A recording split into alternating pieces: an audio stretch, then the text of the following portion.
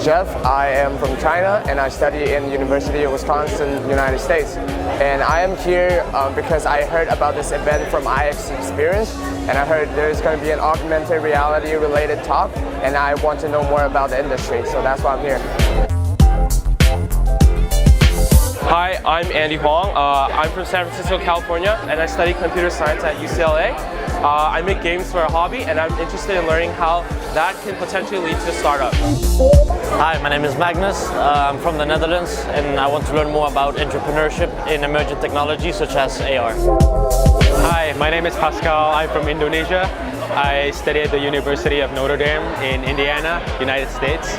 And today I'm here to learn more about the positive implications that AR or extended reality can have on the society today.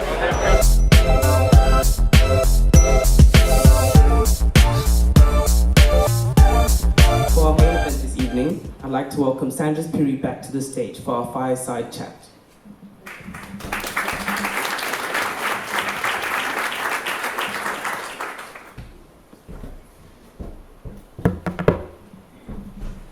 I'm super excited today for our Startup Grind Fireside Chat, since we are hosting one of the most amazing entrepreneurs I've ever actually met.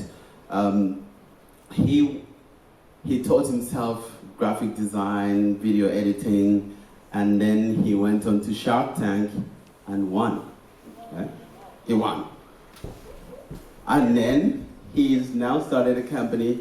They also went ahead and raised $1 million through Bitcoin, and it was the first startup to be funded using Bitcoin in South Africa, and they're building the world's first augmented reality game that's based on the blockchain. So it's like Pokemon Go, but you own the characters, you can enhance them and sell them for cash, and they're yours.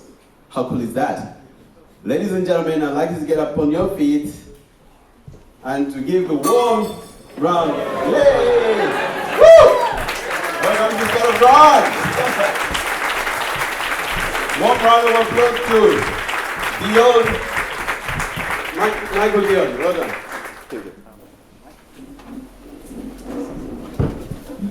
Thank you. Thank you. Thanks, guys. Welcome to Startup Grind. Thanks. It's been a long time coming. Yeah, Waiting for you. Great, it's good to have you. You've always been attending, and it's good to have you here on stage today. Thank you for inviting me. Really appreciate it. Great. And you were born in Durban. Yeah. Tell us about that. So I was born and been in Durban for like the first 25 years of my life. I only moved here about a year ago. It's way better than Cape Town. Besides the weather and the wildlife changing midday, but yeah, way better. Yeah. Fantastic. Which schools did you go to? So I went to Glenwood Prep and Glenwood High in Durban. It's all boys' school, so wasn't that great. And I know I went to a boys' school, but it was actually in high school, so I went to a seminary. Yeah. I was supposed to be a Catholic priest, maybe at some point. And for you, what is the journey like? When did you start to like computers and all of this that you got into? So I got into gaming and everything when I was in grade 4. I got my first PS1, and from there I've been like building computers and one of those guys that kind of go to LANs and Rage, all those kind of things. Yeah, I've always been an avid gamer and quite a geeky little nerd. Yeah. And were you like a nerdy, geeky kind of kid? I was so nerdy and geeky that in matric, the first day of matric, one of the guys that actually came up to me and asked me if I'm new to the school. I was that unknown. Like I was completely known who the hell I was. You were busy just dismantling PCs or coding. What were you doing most? Gaming. Oh, gaming. Literally, like my entire school career was gaming. Fantastic. Even especially learning and studying, I was gaming. Oh, great. Yeah. I'm sure my son will be super excited.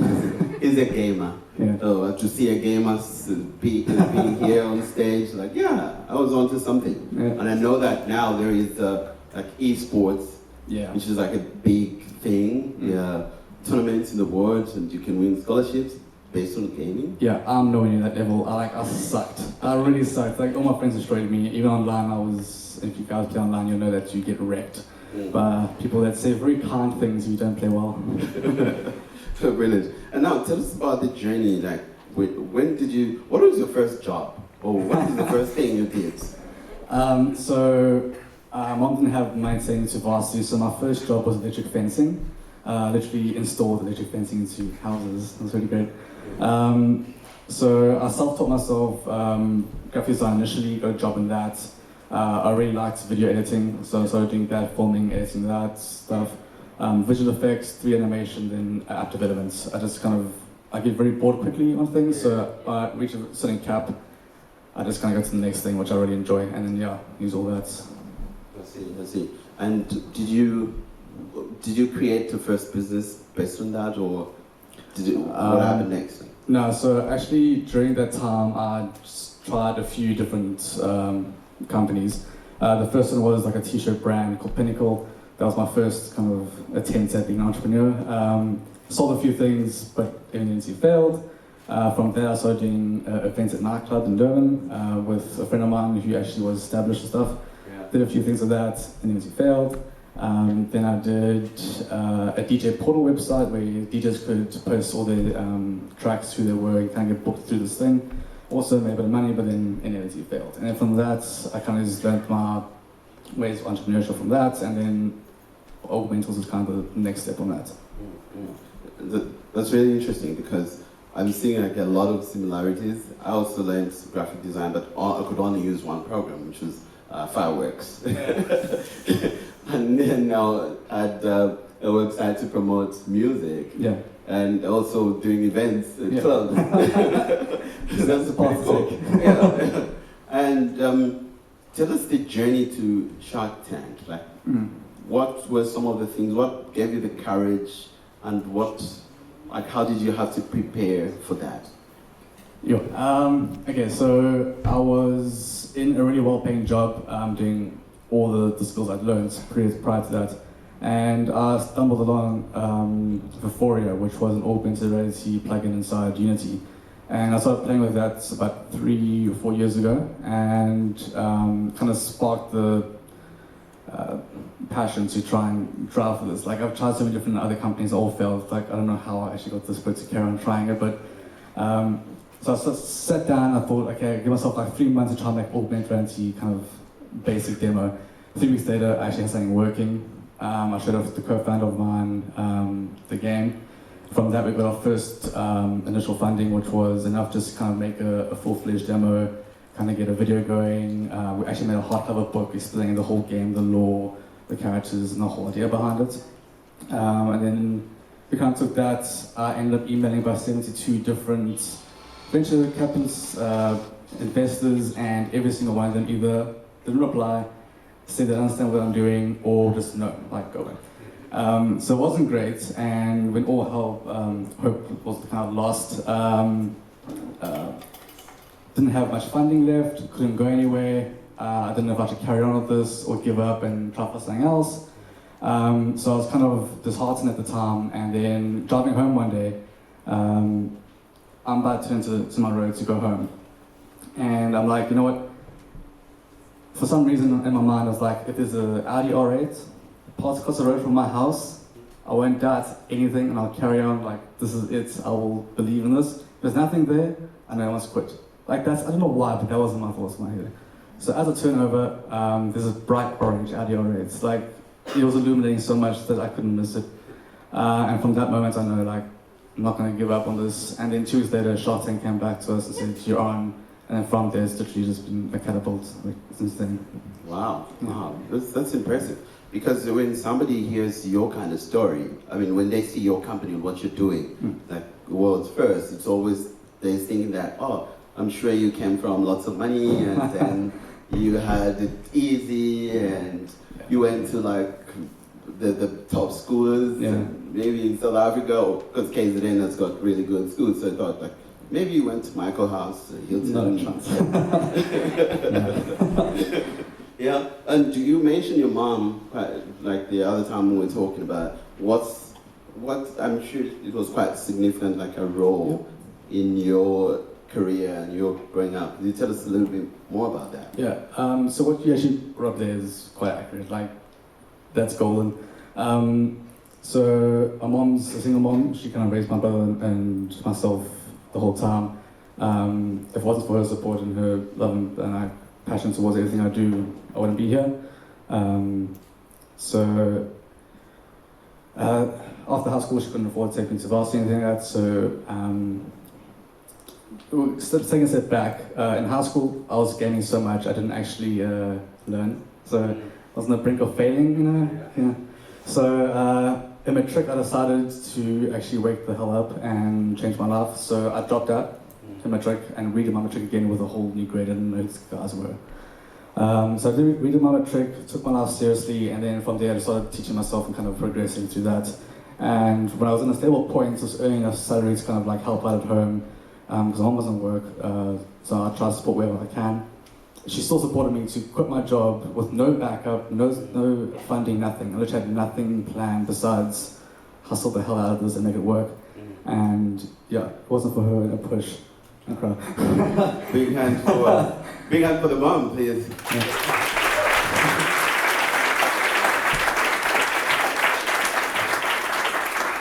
Because I guess this is critical because every entrepreneur, you know, all entrepreneurs believe what they're working on is going to work, you know, and yet the people outside think, this is not going to work. Yeah. A lot of entrepreneurs are actually a little delusional, but you need those Family, kind friends, those people, but you need those people that actually believe who are close to you, and you had your mom, and then other people got like different people who are close who say, look, you can do that. Like you said, I'll do this in gaming and earn a living out of it.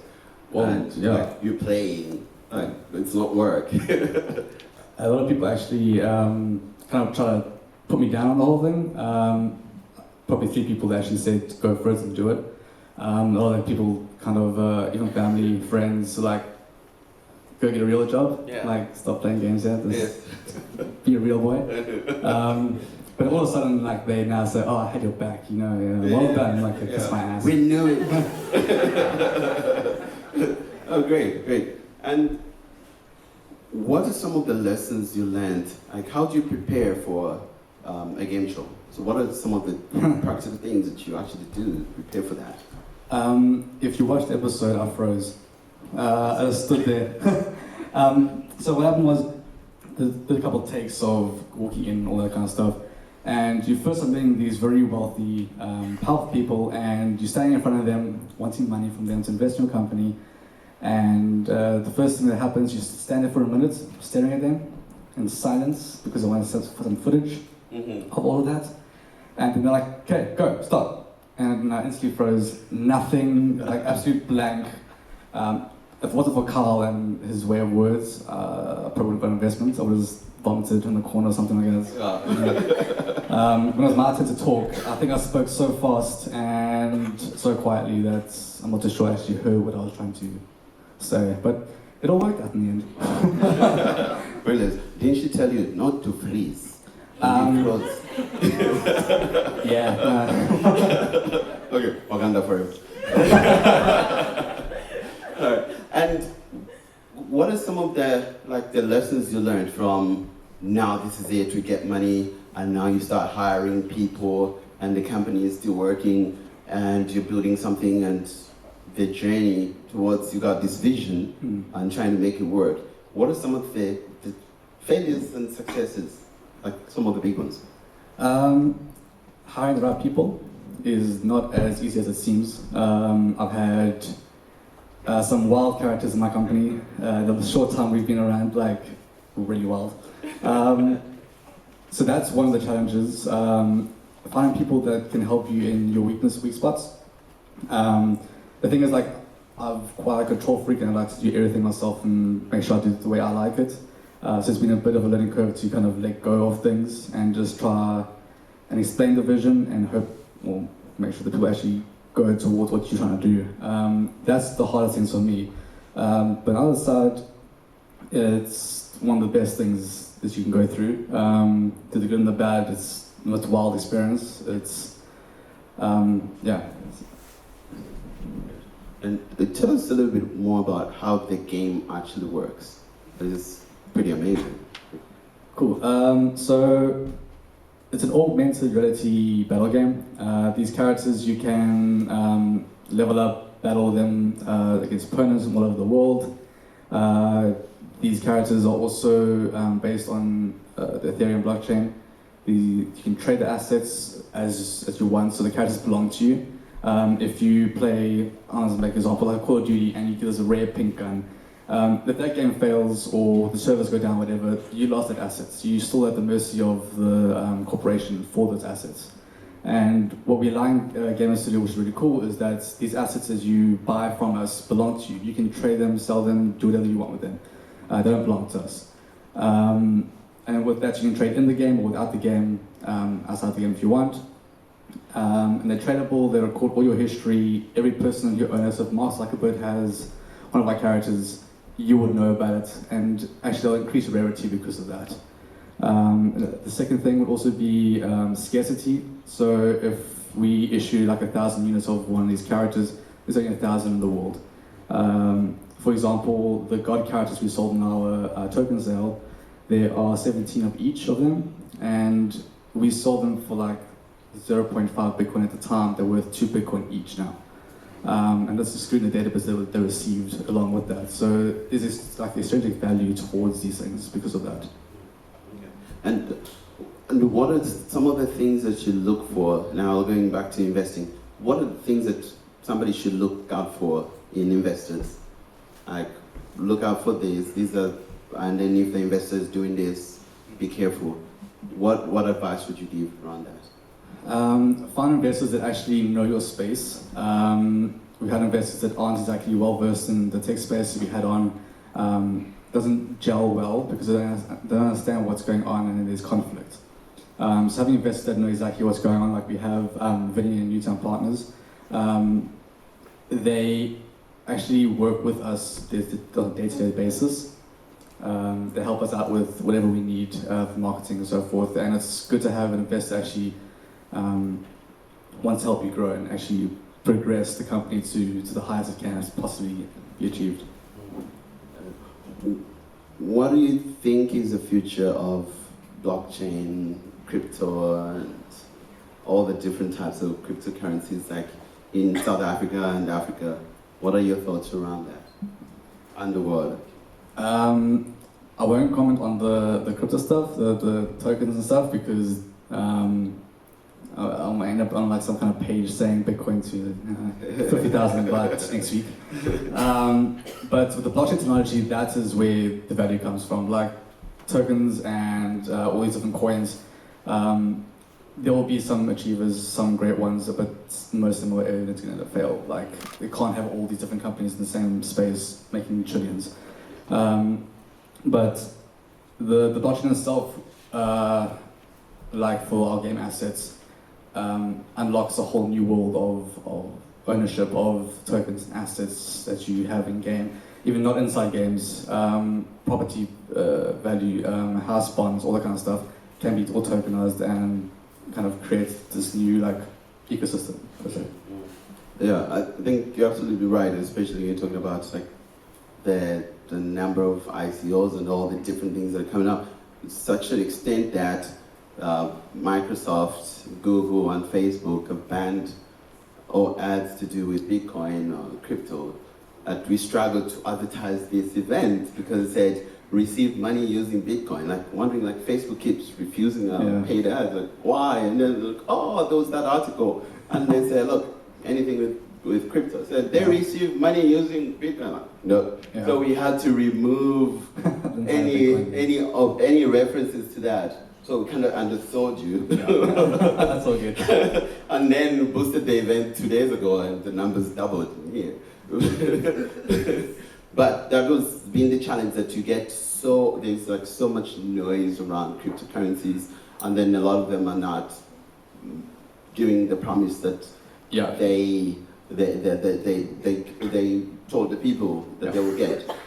There's plenty of scams and all that out there. I mean, it's hard to kind of go through all that, and people just kind of jump in because their friends jumping in, or buying because their friends said so. Like, there's a lot of sheep around here, and people just don't actually look into the project itself before investing into who these people are, who are the founders, who's invested in the company. They just kind of willy-nilly just throw money at it and think they're going to make 10x return because it's crypto. Like, it's not the real, yeah.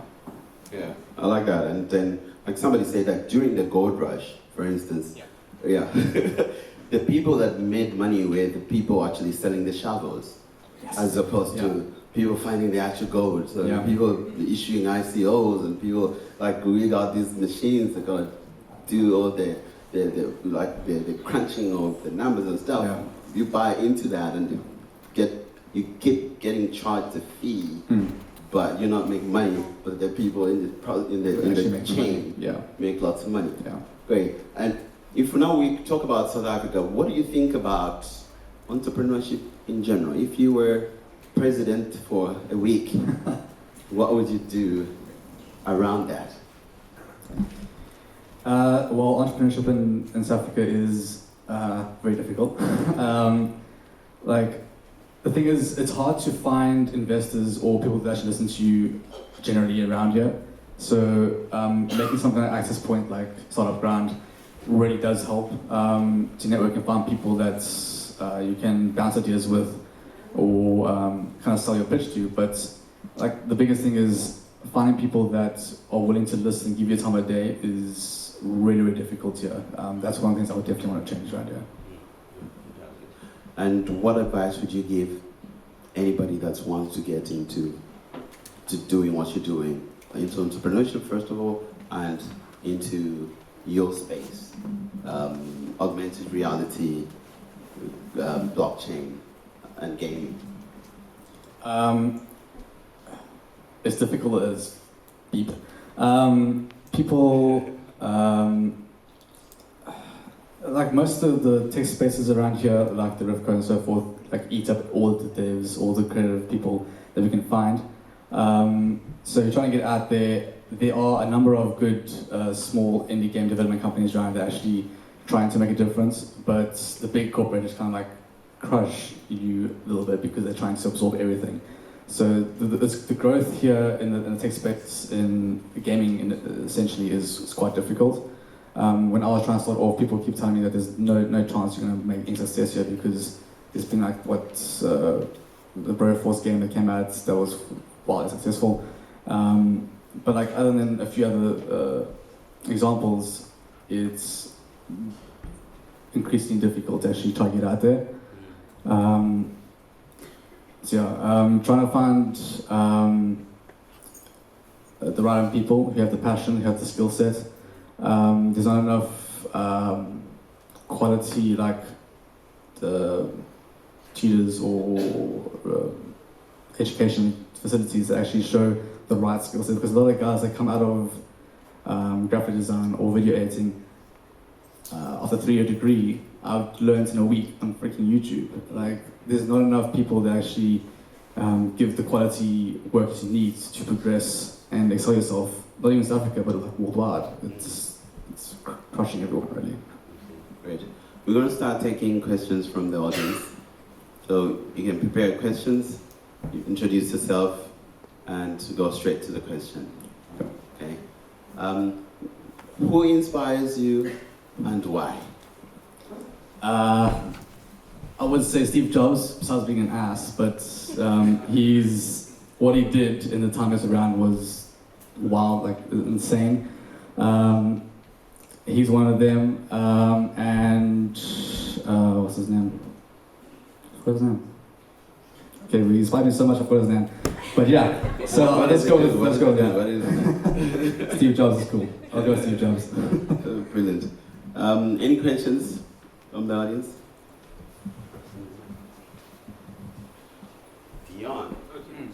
Cool, yeah.